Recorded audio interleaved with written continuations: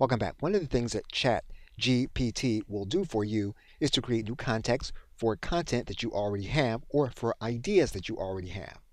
For example, if we were to take an existing document and we were to take all of the text and to place it inside of ChatGPT, what we're going to do is to give ChatGPT context and to tell the chatbot to write it in the context that we specify. Once we have the context, we're going to click Shift Enter, and we are then going to paste in our article.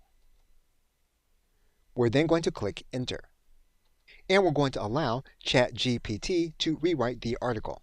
Now, it's a good idea to take your content that you have created and to move it through other applications. One paid application we can run our content through is Copyscape. Now, Copyscape does have a charge associated with it.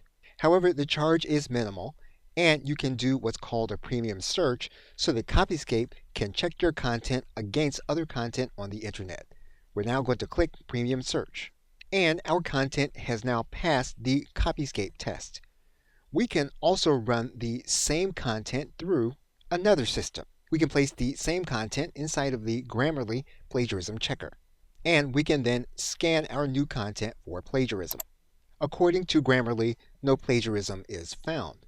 If you have an account with Grammarly, you can fix other issues according to Grammarly when it comes to the writing. However, we can run the same content through another tool that's commonly available to individuals that use the Microsoft suite of products. Okay, so with that, thanks, and I will see you in another video.